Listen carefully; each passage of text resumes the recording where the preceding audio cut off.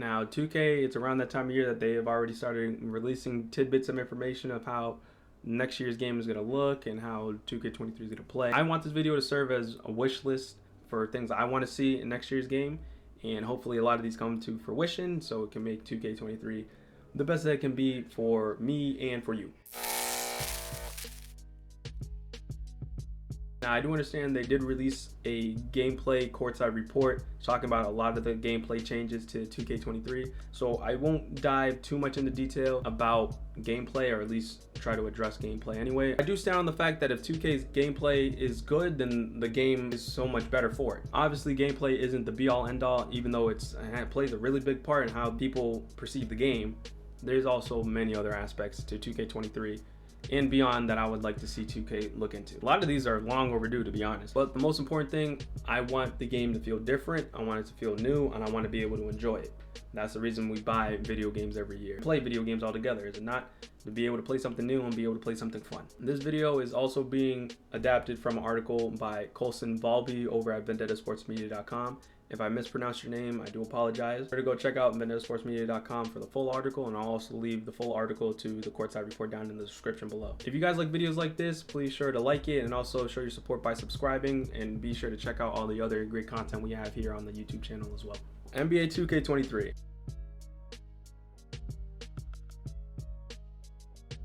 What I mean by that is more game modes that you can play with your friends. Talking about more bringing modes like All-Star Team Up back. Modes like that you can just hop on with your friends and just be able to play the game. I'm more on a casual basis, because a lot of people will hop on Rec and hop on Park. A lot more of a competitive edge to it, or at least more now how the game is played.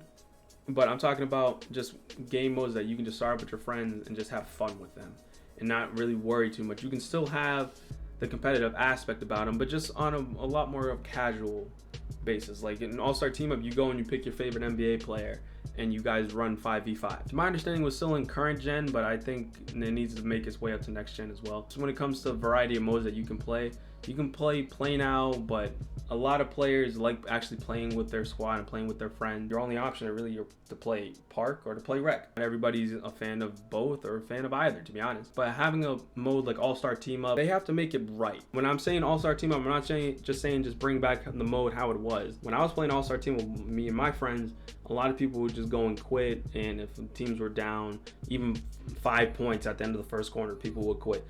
It needs to add a little bit more meaning behind it. Also adding some sort of leaderboard system or adding a rank system like in Play Now Online. You can't use certain teams right away in Play Now Online. You got to work towards it. Adding some sort of level or some sort of progression system in those kinds of game modes to allow you to have to use certain players and level up to be able to get players like some of the top players in the NBA or even some of the all-time teams and Hall of Fame players.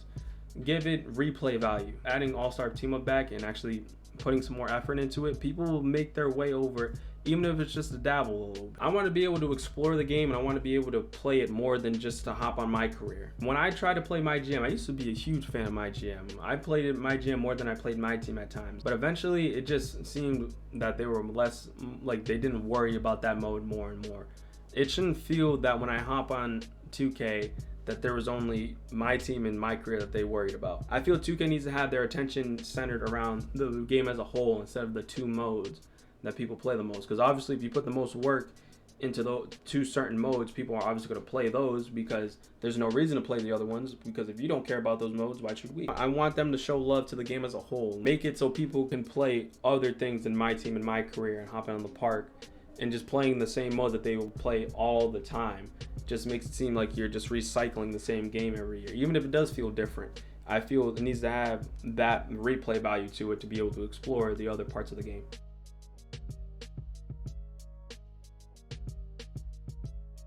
My career is the staple game mode of NBA 2K ever since NBA 2K10. That's what people buy the game for the most part, to go and play your parks and play on the rec center. When it comes to my career experience, I want a more dynamic in-game atmosphere across the game, but more specifically my career, since that's the game mode that a lot of people seem to play. I want to see a more dynamic audience. I want them to actually go crazy for bigger moments, and I want to see them kind of just stay stagnant if the team is being blown out, or even booing a team if they're getting blown out by so much. there was times throughout the games that fans would leave early because they were getting blown out so badly. But also, I just don't want it to seem like there's just a bunch of robots out there just doing the same 3 animations of just flailing their arms up in the air, not seeming like they're alive at all. To see, if I go to Toronto, see Drake. I know 2K gets all buddy with a lot of the celebrities, and a lot of celebrities do go to NBA games. I would like to see Drake out there if you're going to play Toronto, or Spike Lee when you're going to play the Knicks. I feel that's definitely something they can do, and they used to have celebrities in the game that you could play as well. Giving Sean Kingston a high 90 rating back in, I think, 2K10 was crazy. Add more life to the game when you're actually in game. Dynamic commentary. Now, I give credit to 2K for adding Brian Anderson. I feel he's one of the best broadcasters and commentators out there for sure. I feel they need to do more. They can't just be reading off the same line. When it comes to dynamic commentary, more lines for the guys to say. They can't just keep saying the same 15 to 20 sentences and catchphrases that they've been saying for like the last 10 years, it seems like, because it adds to the game and makes the game feel, and want to feel more immersed. It just doesn't feel that way when you're playing the game and the commentary just sounds the same over and over again. They're just changing the team names and changing what players they're talking about. They need to do a lot more work on that side, because for the most part, we're playing game modes where we're hearing the commentary. Some people just cut the commentary off, but people who are actually going to play and have to listen to the commentary hours and hours on end, that people are going to be playing the game over the next year, having constant updates to commentary will make the game feel that much more refreshing, make it seem like they're actually there watching the game. It's a lot of things when it comes to these sports games. It just feels like it's a puzzle. They'll say this player's dribbling the ball, he passes it to this player shoots a 3, that player hit it, and now they're going back on defense. It just feels like it's so copy and paste for all of it. Obviously, it's very hard to kind of make it sound that fluent, but I just need it to sound different. And also get some more players and get some more people behind the commentary booth too. Like if I'm going for 100 points, it should matter. It should feel like they're actually witnessing somebody break the all-time scoring record. Those kinds of achievements and those kinds of things throughout a game, those things should matter when you hit buzzer beaters and stuff like that. So yes, bring in dynamic commentary, please, please, please. Like I said before, a lot of people buy the game to play My Career. When it comes to the general mode that is My Career, when you're an up-and-coming NBA player or you're an up-and-coming player trying to make it into the NBA, there's only so many ways that 2K can go when it comes to a My Career story, but it just seems over the last couple of years that they care less and less about what you do when it comes to My Career or when it comes to the story itself. They just make it like they add a couple of plot points that you have to hit, and then other than that, it really just doesn't matter. I'll give them credit for this past year, making it so you're not just looking to make it in the NBA, but you're looking to be a rapper, you're looking to get big into fashion, even though I feel the runway shouldn't be a thing in next year's game. If I'm gonna have to work on my player, I shouldn't have to be stuck with the same boring ass story. The story should not feel boring, especially if we're gonna have to play it when the game drops. That's really the biggest thing that to get your players upgraded is you have to play My Career. It just doesn't feel at all involving after a while. And a lot of players don't play past their first season, and after your first season, there's really no reason to. There should be a reason why we should play longer into our My Career.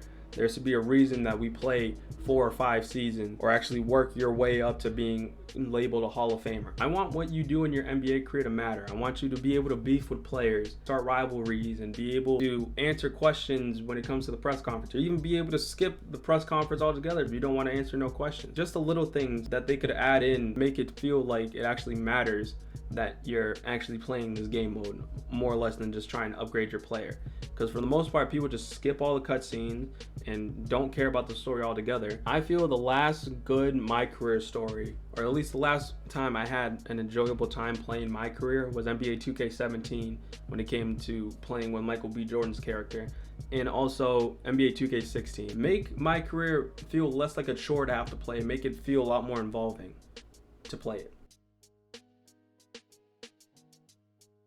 The city has not worked as a new addition to the game. The idea of the city was fun. Like the idea of a city was cool in 2K. But when it comes to execution wise, I feel they really missed the mark. Even the thought of the neighborhood was cool, but again, things need to feel closer together. Having a smaller city makes the gameplay a lot smoother, and it makes it so players don't have to travel as far to get where they need to go. Shrinking the city down like they did compared to 21, it's still a lot of places that you really don't find yourself at a lot of the time. I'm not saying go back to how small the neighborhood was, but I'm talking about bigger than the neighborhood but smaller than the current city, because again, you have like to give us a reason to have to buy the bicycles and the skateboards. I feel it will make for a better park experience if they shrink the city down. We've had the same rec center since 2K19 when they adapted the Jordan Rec Center and brought that back and took out Pro-Am walk-on. Having the rec center how it was fine for a couple years, but the fact that it's been the exact same thing every year for even through the console jump, it's been the exact same rec center every year. The only thing they really changed was the jerseys when it was around Christmas time, and then for 2K21 Next Gen they changed the lighting, which I feel the lighting made it pop, and I feel that the fact that they dialed it back wasn't a good idea. Now we're playing on the same rec center since 2K19. It makes it just visually unappealing. It doesn't scream excitement. It doesn't scream that the game is really any different. That's the whole point of picking up the newest 2K. You want the game to look different. You want the game to feel different. I don't get that same vibe when I hopped on Rec the last couple of years, and even on Pro-Am and Team Pro-Am. Jerseys are still the same. I want them to take out the extra courts that they have on there and go back to how it was when it came to the walk-on arena when it was just one court. It makes the connection that players have to the game. It takes that away a little bit with input lag. Wrap those extra courts and just keep it to one court. There's no reason to have those courts because those aren't even real players playing. I do know in FIFA 23 they're adding brand new stadiums that you can play at, as well as new kits and jerseys that you can use. When it comes to 2K, I want to see some new courts that you can play at. It doesn't even have to be outside or anything crazy, but just different style of courts that you can play at to just make the game visually refreshing when I go and hop on Rec. The way they have Pro-Am is that it just doesn't feel rewarding playing Team Pro-Am anymore. That's why a lot of people just decide to go to play Rec. And the problem with it all is that when it came to how the game plays, the way people played Park, it found its way into how people play Rec and Pro-Am, just playing the exact same way. When it came to just running pick and roll at the top, everybody just spotted up at the 3-point line, and the point guard would just go left, right, and then just hope that the defense will help, or they just get a wide open three because somebody got stuck on the screen anyway. They really didn't innovate on Team Pro-Am past 2K17. So being one of the top teams in the world really doesn't matter for anything because it's supposed to serve as a rank mode to Rec. So you should be getting rewarded. When you look at FIFA, for example, going back to FIFA, what they do with pro clubs, you play a certain amount of games, and whether you hit the amount of points that you need for winning a certain amount of games, then you'll be able to rank up, and you wouldn't get rewarded for it per se, but just something like that, some sort of rank system that teams can play towards while also getting rewards in the process. 2K has to do a better job at rewarding the player for actually playing the game. Better rewards when it comes to VC, and they've given us a lot of more VC when you play in my career, and I feel like they need to go even further than that. Sticking to the Pro-Am standpoint, they need to give us rewards for actually playing the mode and actually winning at the mode as well. And yeah, there was definitely a lot more things I could have delved into and it could have kind of expanded upon as well when it comes to 2K23. But again, it's supposed to serve as something I would like to see for next year's 2K and 2K's going forward, and just hopefully that they adapt some of these ideas and just be able to expand on them even in ways I didn't think about. It's all about making 2K fun and making the game fun for everyone. For wrapping it up, things I want to see from 2K is one, more emphasis on the modes they have and a bigger emphasis on the modes that are already in the game. I want to be able to hop on 2K and not play just my team and my career. I want to be able to explore the game. Two, I want to see a bigger change and a bigger emphasis on the Rec and Pro-Am side of it all when it comes to 2K. Add a rank mode to Team Pro-Am and make it feel fulfilling for actually hopping on that mode. Make it rewarding actually playing that mode and actually get rewards for it, and make it feel a lot more fulfilling. For Rec, I want to see a different Rec center. I want to see multiple locations to play Rec on, and also a change in jerseys just to make the game, just to make the Rec center seem more visually appealing when I'm going to play it. Number three, a dynamic in-game atmosphere, a more dynamic in-game atmosphere. I want the commentary and I want the fans to adapt to what point of the season you're in and what point of the game you're in, more specifically. Another thing, a more immersive my career experience. I want the mode that I'm probably going to be playing the most of until I get my player up, I want to be able to enjoy. And a lot of people can probably attest to that. And while some players might not even touch my career really like that, there's still the mode that the vast majority of people are going to play. And the offline side of it, I just want the story to be a lot more involving and actually add the replay value so I'm playing more than just my rookie year and not touch my career again until NBA 2K24. And it's important to always voice your opinions out like this to 2K, because these ideas aren't just for 2K23, but it's supposed to just make the game better as a whole going into the future.